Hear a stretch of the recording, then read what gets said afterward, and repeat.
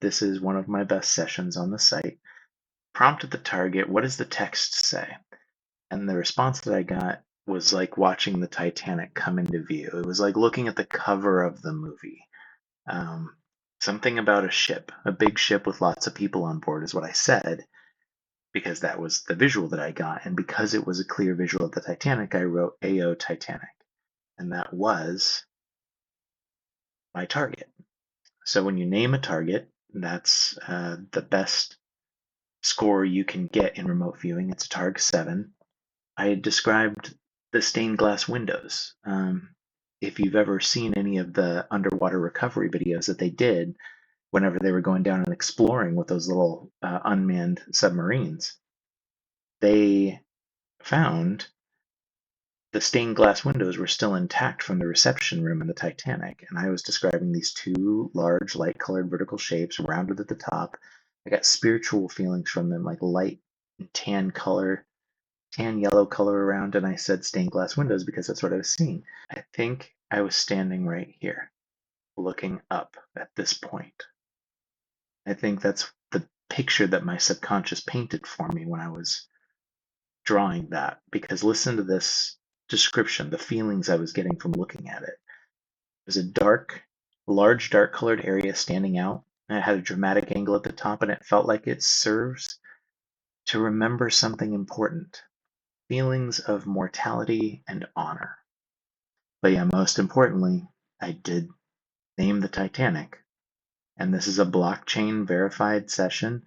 Anybody can go in and check the block hashes to make sure that this was conducted blindly. That's one of the best examples on the site. But importantly, I'm not the only person who made contact with this target. It's like Photon. Photon's a good friend of mine. He's one of the best viewers on the site, if not the best viewer on the site. His sessions are incredible. And in this one, he said it looked like a structure in water, smooth and pointy, with flowing water, and he said analytical overlay of a boat. Kind of wild. That's what I mean. When you have multiple viewers involved, these were on different dates. His was on July 9th, and then mine was on December 1st. So we made completely different times. I hadn't seen his session. I didn't know the Titanic was in the target pool. Like, you're blind to the entire thing. This other subject, Lil Gigaman, he's a new remote viewer. He's only been doing it for a few months. What does the target feel like? First of all, that's a great question to ask. I'm really glad that he's starting there. Feeling is where most of your information is going to come from. And also, asking that question is a good way to sort of solidify and substantiate your connection with the target so that you're not spending a lot of time hoping for very strong visuals. Instead, you're just trying to get a general sensation of just what is the feeling that I get when I stand in front of this picture. He said it was sharp like a sword to start off with. Then he said swirling like a whirlpool, dark, deep abyss. I love that so much. That's such a good impression. And then he said there was a deep blue color and a beige tan color. I love his reaction where he says, "Holy moly, what have I done? Is this real?" Yeah, he had a crazy experience. You're going to have those. So, and then also Sophia Wolf. Sophia Wolf had a really good session on this where, I mean, look at it. She's drawing a boat in water. There's this sense of like downward motion, like these waves that are going down here. It's just really interesting, but just the boat sensation again. In this particular example, I said that it felt like curly brown texture on top of something. Feelings of round shapes stacked on top of each other, getting smaller in diameter as they get higher on the stack. Feels like I'm outdoors. This was my target. Round shapes stacked on top of each other, getting smaller in diameter as they get higher on the stack. This is an ice pit. What they do is they dig out this area underneath and they have water down here. And there are these evaporation chambers on the sides so that through the day, in the heat of the day, the heat is being carried away from the water and the water stays cold. And then at night it freezes, so you get ice. And in my second scan, I described this area down below. I'm pretty sure these are the evaporation chambers. If you look online, the examples, they look a lot like this, two pillar shapes coming up from this pit down below. And I said that there were two cylindrical shapes sticking up from a round shape that feels like it has depth to it. Feels like it's deeper and thinner in the middle than it is on the outside. And I thought it felt like the same shape as like a large satellite dish, which is not wrong with the way that the pit goes down in the middle. My analytical overlay on this was interesting. At the end, I was seeing like athletes on an Olympic podium. But before that, I was seeing like a birthday cake, like a wedding cake. That's the way the subconscious delivered the information about the different circular shapes getting smaller in diameter. That's something to recognize. The analytical overlay that you get is your thinking brain trying to make sense of the feeling sensations that are coming from a picture that you haven't seen yet. So you don't have the data in your analytical mind yet to know what it is, but it wants to guess. So it'll give you something close. And your job as a viewer is to kind of decode that analytical overlay. Instead of saying, oh, it's a wedding cake, you say it's these round shapes that are stacked on top of each other and they get smaller in diameter as they go towards the top. See how it works? But again, I wasn't the only viewer who made contact with this target. My friend Photon, you can always rely on Photon to give you good examples of remote viewing. This was his session. A dynamic, tall, gray spire sticking up out of the ground. A lot of dynamic, wavy energy around it. It is whipping me in the face. I like the dynamic, wavy energy a lot because the evaporation is like the whole point of building the thing, but mainly just the dynamic, tall, gray spire, the triangular shape. He only did one scan. He's an incredible viewer. And then in addition, we had a couple other subjects make contact with the target. This is Veldiez. You'll see again, she's describing this partially above the horizon and partially below the horizon with a triangle shape sticking up, which is excellent. Structure, man-made, half embedded is such good descriptions. It's perfect. It's half above and half below. A shaft with a tool on the end, hooking. A rounded object, conical base. Perfect. Strange orange lemon juicer shape. Yes. And finally, Ray also made contact with this target, and you'll see from his, he was also describing this triangular shape with this aspect that's going down underneath. So, real quick, why not? Let's go ahead and Google this so you guys can see what I'm talking about here so you know I'm not making this up. This is what they look like. Okay?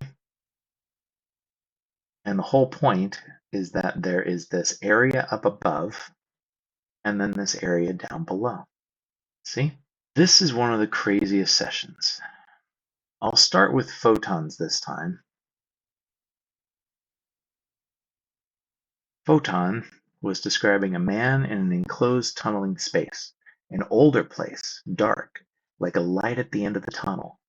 This man is gruff, expeditious, a searcher, a lot of light and dark contrast, and a man.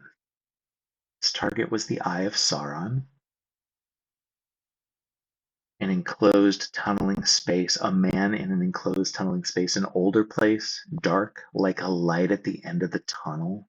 So good. The man is gruff, expeditious. A searcher is the spookiest shit. I swear to God, Photon, you scare me so much sometimes. He's a spooky, spooky good viewer. So this was my session. I said I was looking up at a looming round shape with a mixture of clay red rock colors, which is wonderful. But then I also was seeing these wispy blues. There's no blues, but wispy is excellent, given all of these sort of energetic wisps coming around here. And then I described this wide round shape above a vertical column like a mushroom shape, only it feels huge, like I'm looking up at it. Also feels shadowy, like it's blocking a lot of light. I liked that a lot. Crisscrossing angular supports that hold something up in the air. Because I was seeing the scaffolding or a scissor lift, okay? That was my analytical overlay. But the description when I broke it down into language was that it was these angular supports that hold something up in the air. So really, really good target contact on that one also. But get this guy. This is Striguns. Just look at that nonsense. That's the craziest thing, and I couldn't believe it when I saw it. I wrote down below that I gasped when I saw this session. And it's true, I did. Look at that. There he is, right? It looks just like it. Oh, you can't see it there because my big face is in the way. It looks just like it with the two horns up top and the symmetrical structure down below. And then they made a comment that they were like, oh, I thought that the eye was a clock. Because why would you think it's an eye right in the middle? Like, it's one of the struggles. When you see something like this, you tend to assign your own cultural expectations, your mental baggage that you carry around with you all the time. You tend to sort of overlay that. That's what analytical overlay comes from, on top of the actual data that's coming from your target. But the similarities can be so striking that you end up with something like this. That is absolutely nuts. And the fact that all of us made contact with this target and we're describing it this well, I just want people to pay attention. This is something that happens when you study and practice remote viewing, is you encounter these overlaps and they can really blow your hair back. Jessa, she also goes by Lucky Star. She's one of the more naturally gifted remote viewers I've ever met.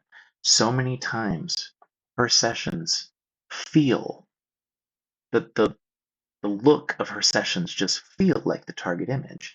And in this case, the target image is the red Tesla, and it's going around, it looks like it's going around and around the Earth, but either way, it's still orbiting the sun. It's always going to be orbiting the sun now, because that's just, it's something that needed to happen, is we needed to have a billionaire's Tesla orbiting the sun. Eh, but if you look at it, she drew this red car facing to the left, and it's going around and around and around this tree. This red car facing to the left going around and around and around. Absolutely crazy. And what's even crazier is another viewer saw the same thing. This is Agabus. They said an overhead shot of a landscape. First of all, we're starting off pretty well. A circular track-like impression. This is so spooky. With impressions of speed and transit. For any astronomy buffs out there, what is it called whenever an object goes in front of a celestial body? It's called transiting. That's actually what it's called. This is a Targ 7 hit because he named the thing we're looking at. This is a Tesla transiting in front of the Earth. Back in, I think it was 2011, there was an event where Mercury passed in front of the sun, and all the astronomers, amateur astronomers like myself included, got to watch it through our solar telescopes, and it was incredible. And that was called the transit of Mercury. And here's this remote viewer talking about the impressions of speed in transit. And this is a celestial transit. And then they say, image of a NASCAR, type race site, colors of gray, charcoal, red and metallic, blue and white, moderate green, red and metallic. Give me a break. Race car, speed and transit, circular track-like impression, again, just like Lucky Star, going around and around and around. That's the feeling that they're getting, and they're trying to describe it.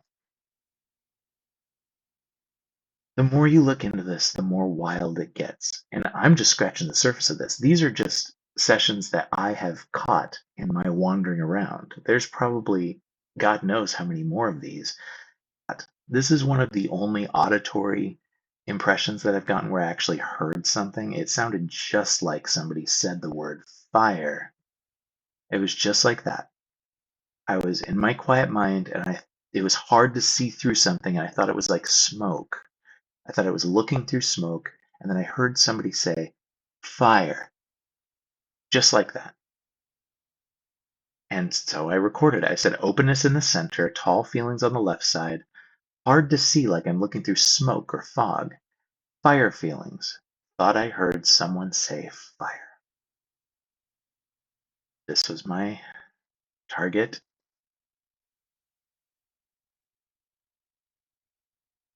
Just drink that in again. And I was talking about this firefighter. I was seeing a firefighter after I heard fire. So I wasn't using it like you're telling somebody to fire a gun, but my words took on a life of their own. It's like the subconscious gives you a clue, and if you can just talk about that clue, it gives the subconscious room to reveal this information through your language. Or if you're sketching, it reveals this information through the kinesthetic motion of your pencil on the paper. Some people do the same thing with clay. They'll mold clay, and as they do it, whatever it is they're trying to mold will resemble what it is that the target picture ends up being. It happened twice in this. First of all, let's take a look at this here. Look how in the center here I drew this circle shape with these spokes coming out the side and this energy right here.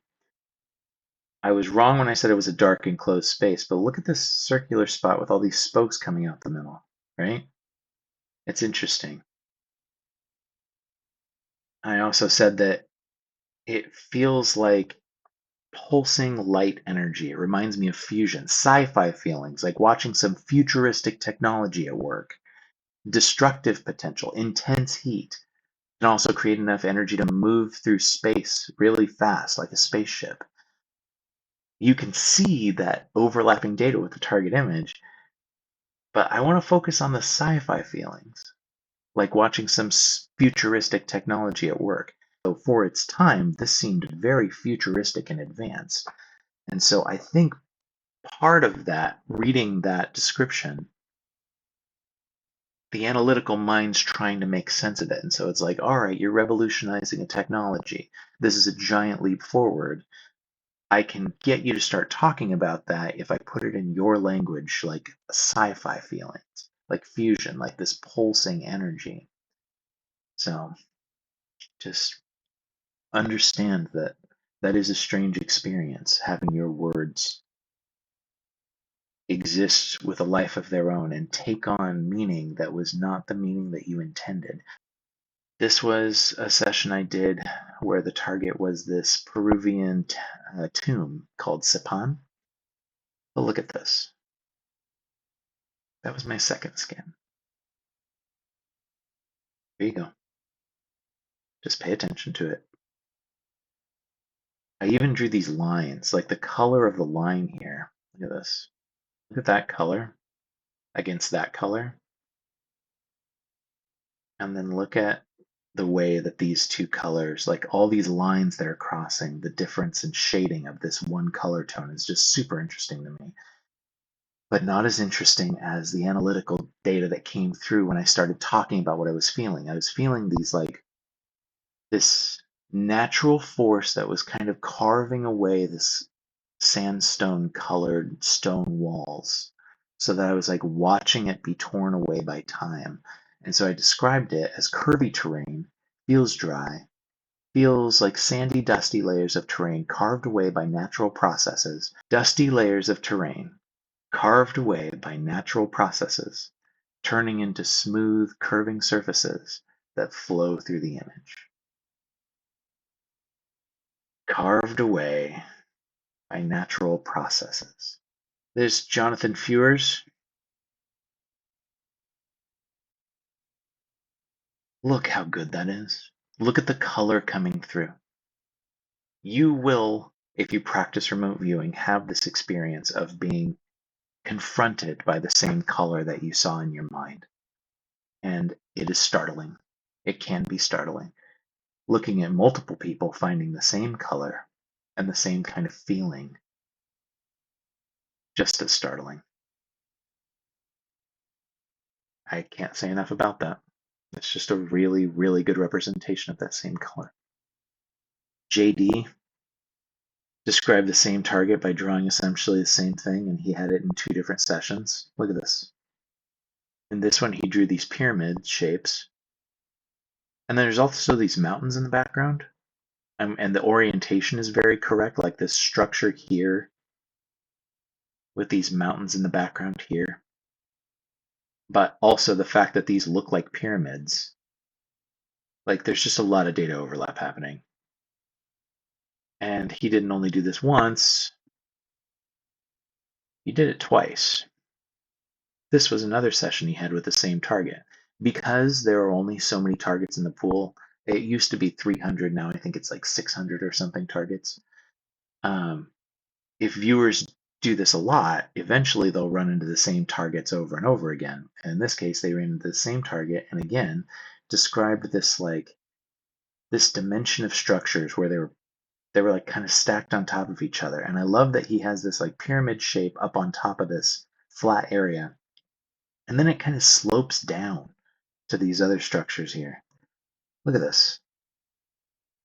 Look at these ramps that slope down right here, like right where he drew it. It's such a weird thing for him to have drawn there. So, anyways, a incredible collection of hits all on the same target with multiple viewers, making it clear that they are looking at that picture and trying to describe it before they see it. This is another example. This one, we'll talk about this one. I was certain I was looking at the sun, and I let it really take over my impressions, and it colored it a lot, but you'll see in a second that the data still got through. I was seeing this isolated light source, and I said it was hanging suspended. It's a bunch of ants that are moving a biscuit. They're like picking it up in the air and moving it around. And I thought I was looking at the sun for obvious reasons, right? It's got a round shape, it's got this texture on the outside, and it looked like that shape and it was hanging suspended. So, but I also, because I was looking at the sun in my mind, I was also talking about it radiating light into the space around it. Look at this. Look at that color. Oh man.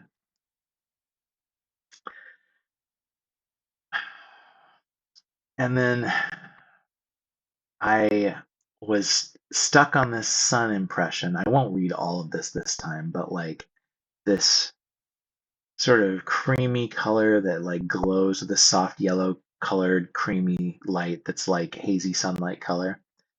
And I was trying to describe this like feeling of angles, like diagonal angles around the outside, which you can read through this if you want. It's right there. Um, but there are these diagonal angles around the outside. I didn't do a great job describing them, but I did see what the text said. show me what the text says. And I said, antenna.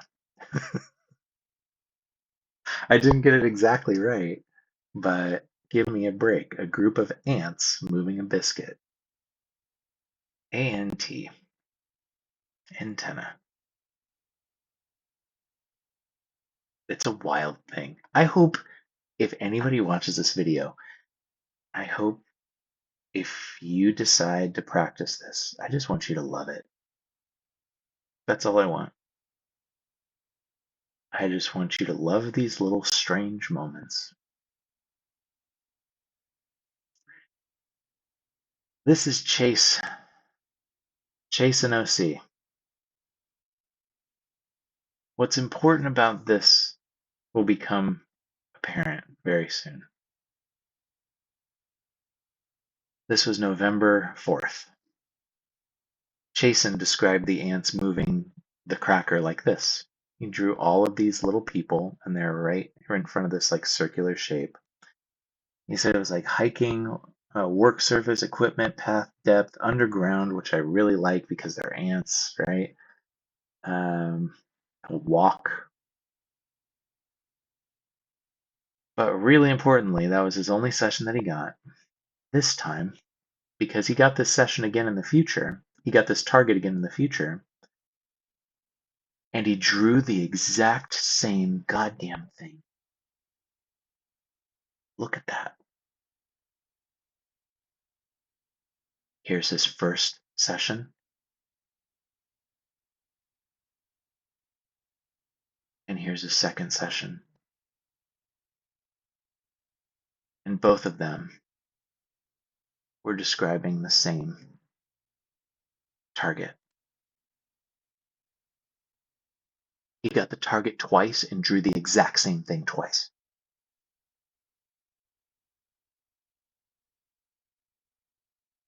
Again, that's his first session. That's his second session. It's not like he draws a line of people walking every time he does sessions. You can go and look through his stuff. He's done a few of these. I want to make sure that we're not, just pay attention here. It's not like he only did this a couple times. He's got 93 sessions on here, and they're all very different. So like this one, like he's getting this like collapse, this fall, this descent, right? This circular shape. And his target in this case was this Boeing crash experiment. So like he's a really good viewer. Just pay attention to him. But yeah, he described the same target twice using the exact same sketch. Absolutely blew my mind. And then I realized that I had done the same thing. I had 2 sessions where I got Stackley. Stackley is a rock. Great big rock. It's off the coast of Scotland. This is my description of it. Water feelings.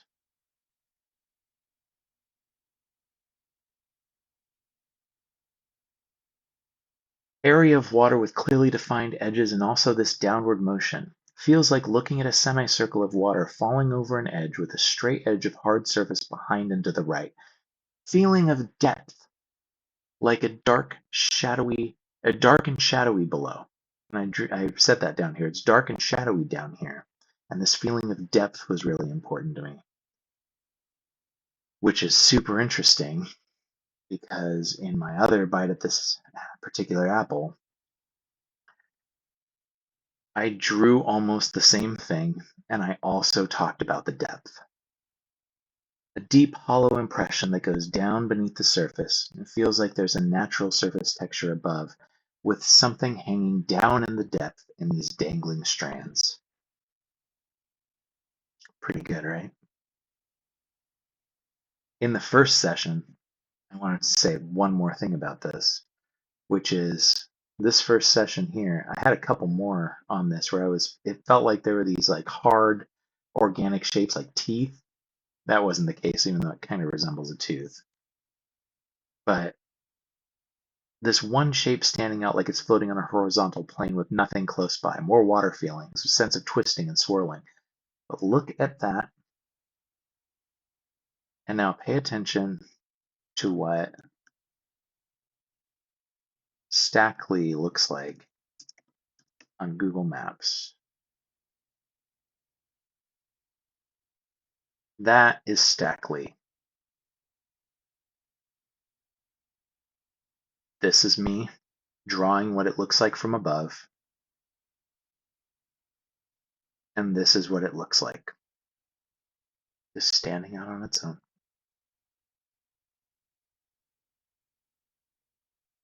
So all of that is just crazy. It's all crazy. I don't really know. I don't know what else we can do to try and get more attention for this particular phenomenon. It needs to be studied more. I mean, we have 13,000 public sessions on Social RV, on ARV Collective, the other site where Jessa and Agavis did their red car that was going around. ARV Collective is, I mean, they're over 50% on their Bitcoin trading that's only using precognitive effects. Like, this is something that works and you can study it. I don't understand why people aren't studying it. But we'll just continue compiling data. And my hope is that enough people will jump into this practice that the conversation around it won't feature any stigma at all. This should just be something that people understand they can do. You can set your intention to see and describe a picture, an event, a movie, a video, something like that, that you haven't seen yet, but that you will see at some point in the future. The only two protocols for remote viewing are that you have to be blind to your target, and you have to be able to see target feedback once you've actually completed your session. You have to be able to look at it after you describe it. So there it is. I hope you guys have enjoyed this video. I hope you found it interesting, and I hope your curiosity is piqued. How could your curiosity not be piqued? Again, I started off with a session where my target was the Titanic, and I said Titanic, like, blindly. Research it, look it up, and that's one of what I've done 118 sessions on this site, and I have 76 hits. You can look at my session list by going to Social RV, going to Explore, Users, and then if you filter by followers, I'm somewhere near the top. Looks like I'm at the top now. So 118 sessions, and then I filter by self-score because I tend to score pretty conservatively. So I have a bunch of sevens and a bunch of sixes, but like a lot of my twos and threes, you'll see other viewers try and sell their misses like they're actually hits. I don't do that. If I get a bad miss, I just rate it the way that it should be rated and then move on. So I encourage people to look through my list. 118 sessions and 76 hits. I hope you enjoy. Have a good time, guys.